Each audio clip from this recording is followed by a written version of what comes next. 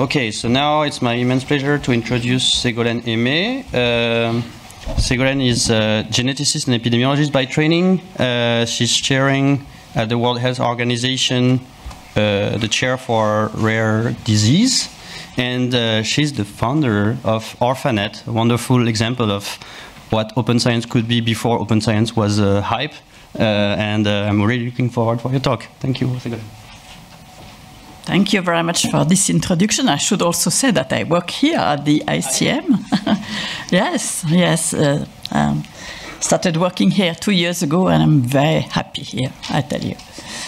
So I've been asked to tell you about my story because I have a long experience with the release of data which were painful to collect, and I can now provide the feedback on what we got from that, and what were the obstacles and difficulties, but also the beauties of this exercise. So first, I worked during my life in a field where sharing data is not an option, it's a necessity, because for most diseases, not a single center can collect enough information to do anything. So we are used to work with colleagues to share the information and to collaborate even at world level. But that's the beauty of the field. The difficulties is that, of course, in this field, knowledge is very scarce, and also there are very few experts around. And so there are derived obstacles, like it's very difficult to collect enough clinical data, and also it's difficult to obtain funding, because funding agencies are interested mainly by mainstream diseases, not by very rare diseases.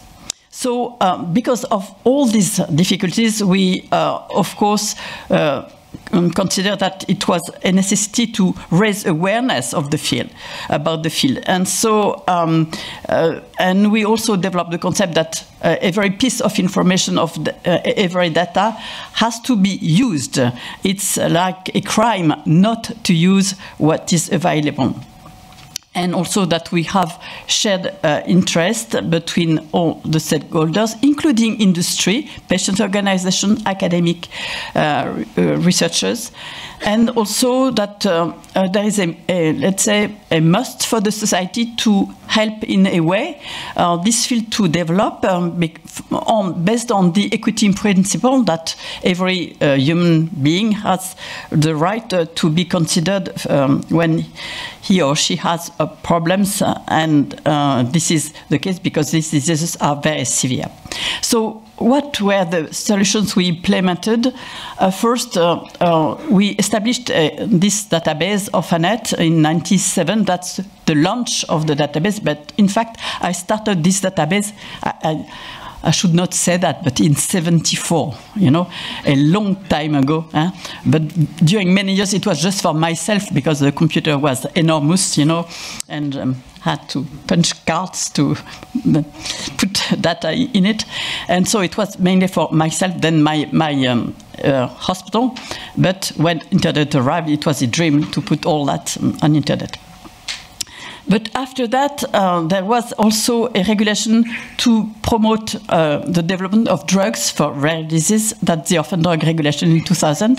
And then the European Commission was very active in funding collaboration between researchers in that field and supporting the development of disease registries to collect data at European level. And this was very successful.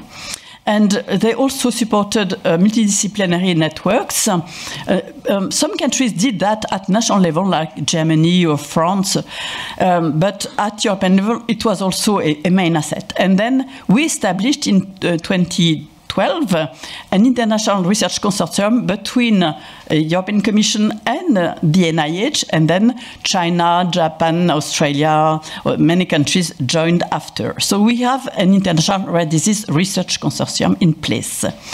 And many countries develop a national plan for rare diseases, and all the European countries had achieved that in 2015. And then we, in these plans, there was the establishment of centers of expertise at country level where patients could find the rare experts. And these centers were networked last year to become the European reference networks of centers of expertise. So you see, it's a very comprehensive approach of the problems of rarity and finding solutions to boost collaboration and develop knowledge. So I really consider that the ecosystem matters a lot, and because if we want to achieve what we are discussing here, you need to have a community. And in the field of rare diseases, this community is in place. We have the community, a very comprehensive one. We have developed computational tools, we have data sets, and we have the ecosystem, including the political ecosystem. So inside that, I tell you now about the experience of Orphanet. Orpha.net is the website where you can access information, and orphadata.org is the website where you can download the data. So what is Orphanet? It's a curated relational database. So it's a database which is organized around the concept of disease. So for each disease, and there are 7,000 diseases in the database, you can find information on the genes linked to this disease, on the clinical science, on the epidemiology data which are available in the literature, on the, let's say, descriptions which are let's say, available around the clinical guidelines, review articles, but also an interface with all the other databases in the world dealing with diseases, because this is crucial, of course, and also a directory of services in 41 countries. So who are the experts, the clinical experts, the biological experts, what are the research going on for these diseases, the clinical trials going on, what are the products, pharmaceutical products, biotech products in development or on the market. So it's a very comprehensive database. So we started in 96, as I said, but in 2011 we were at a turning point where, of course, we had quite a few users because the website was accessed by 1 million users monthly. So this was a great satisfaction, but the field was not yet well established. I mean, we lacked a common understanding of the disease classification, on the terminologies to use to collaborate really in the various databases. So for me, there was a need to really provide what we were doing to the community to ensure that all this piece of work, which has been developed through years, could be reused by third parties, better developed, better, let's say, used. And I convinced my team that we should release that on another website. And I tell you, this was very difficult for them, because when you do that, all this work, with sweat and tears, it's not that easy to say, I provide that to the community who has not done anything yet, and they will play with that. But we did it, and it's on Orphadata. So Orphadata now, it's an Elixir core resource, because what has been achieved also during these past years is the fact that the various funding agencies have realized that, of course, there are research and research projects, but also now research is using resources which are used by the community of researchers and which are core resource, and that the current funding processes are not adapted to that. So the money goes to research projects, and some of this money is derived to maintain resources, but this is not sustainable. There is a real need for, let's say, very reliable and well-established resources used by the international community. So Elixir was set up for that, to look at resources, the research resources in bioinformatics necessary for achieving our goals in research.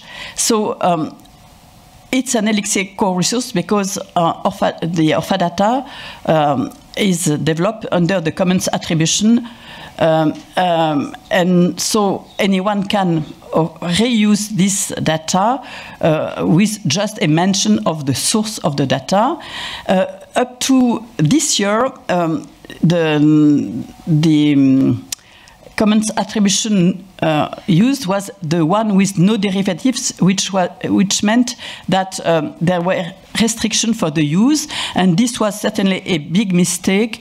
I think that I can tell you that because at the beginning we thought that we could generate some money from this release of data, and so also we were pushed by our institution to protect somehow the intellectual property of what we had done, but now this has been removed. So now it's under Creative Commons by ORFANET since January 2019.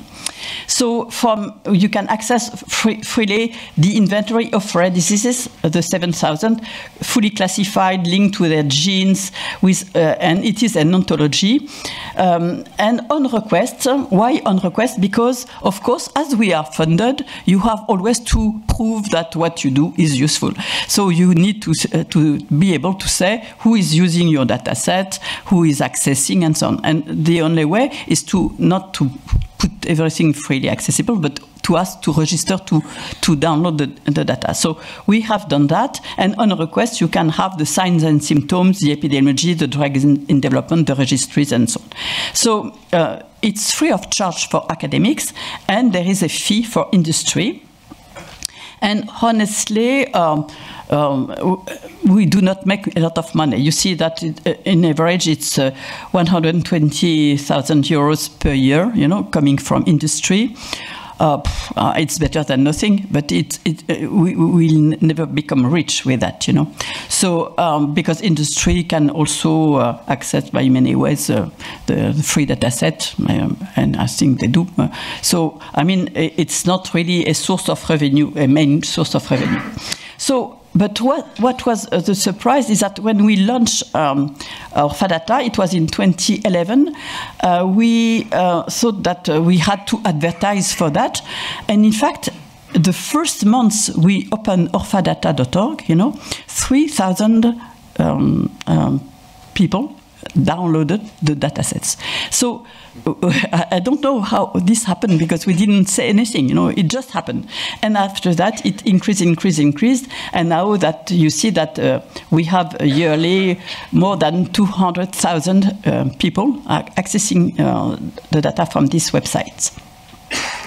So that's last statistics in 2017, and you see that many people are interested by the classification and the disease and the link with the genes. That's for the part which is totally free, but also a lot by what is done in research, the research activities for the part where they have to say who they are and why they want to use the data, and the orphan drugs in development and on the market. So another way to appreciate the impact you have is to look at how often your data set is reused for research purpose and published and mentioned in papers, published in articles. So you see the numbers, they seem to be quite stable. So I don't know if this is a lot or not so many. I mean, it's for you to appreciate, but I'm happy that over 100, let's say, research projects have been helped or supported or possible thanks to a data set which were collected and put together elsewhere.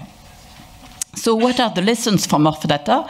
First, I think that there is a massive use of the dataset. So many more people, of course, download the dataset and play with it without publishing something in an article. So I think a lot of students, for instance, for their master degree, do something with the data.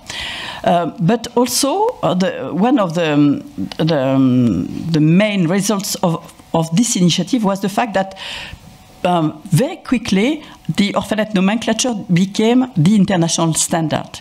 And that's very important because at least we have, when a field want to develop, we have to agree on terminologies. This is absolutely crucial. And it was adopted by WHO for the international classification of disease. The release of this classification was this year. So we have now at least a well-established field.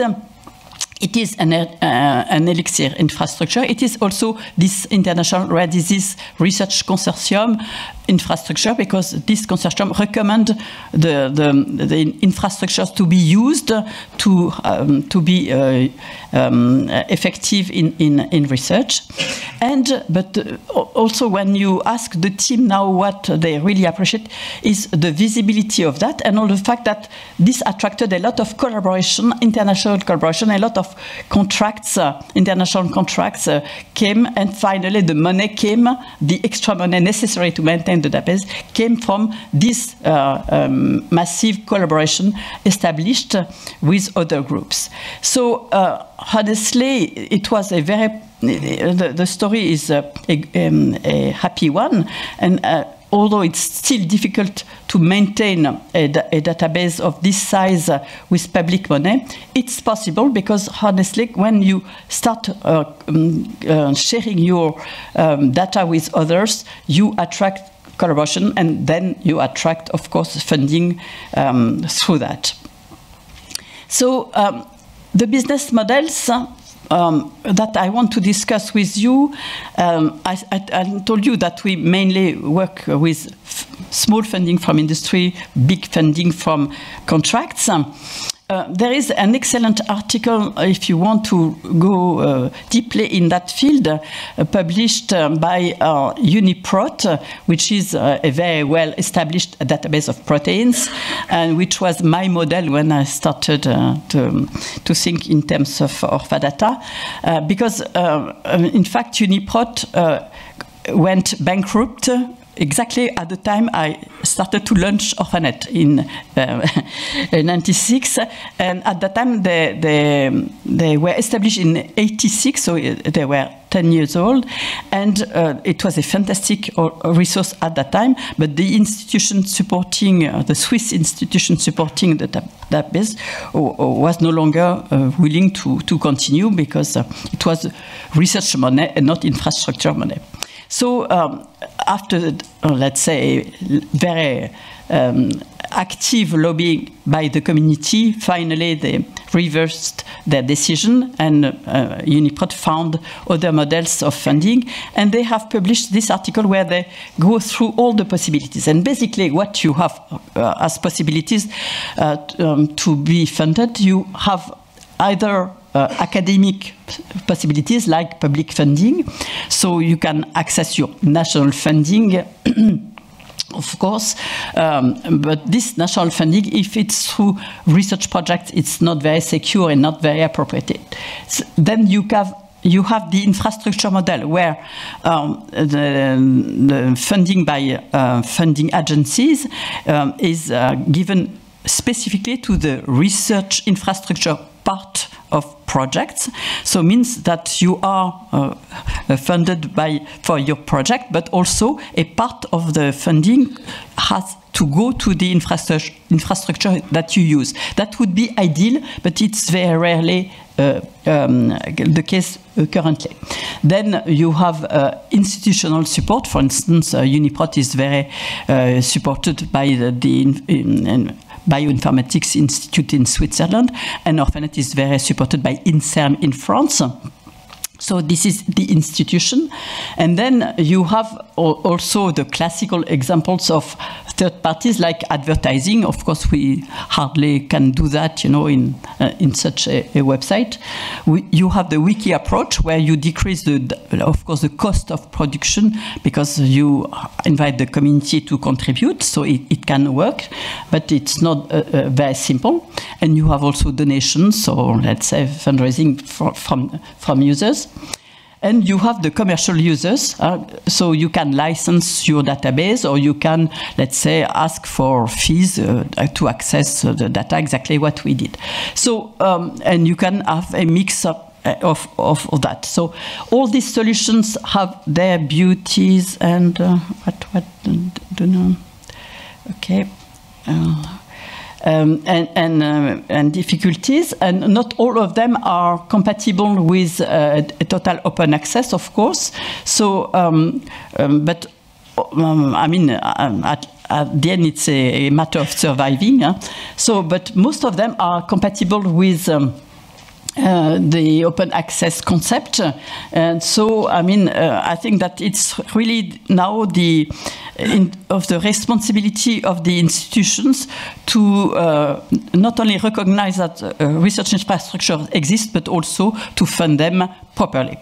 So this is a nice story, but still I observe that what we have done is not mainstream everywhere, and that the advantage of providing access to scientific data, although evident, is not perceived as such by many researchers, and there are still a lot of psychological resistance well established. So I think that we have to lobby really to convince our colleagues that the FAIR principles which have been developed by the rare disease community are what should be supported. Any data set of value to advance knowledge should be findable. So let's say, tell the community that your data set exists. It should be accessible. So you have to define the rules to give access to that, but this has to be public. The data you collect and you release have to be interoperable whenever possible. When there are standards well established, you are not allowed to play your own game, and they have to be reusable, so under a legal status which allow other users to play with your dataset, because as I demonstrated, what people have done in the 100 articles published everywhere with our dataset, we will never have done that by ourselves. So it's a real plus for the community. So the verification process requires, of course, steps, and it's not that simple to be totally fair, as I described. It is a process.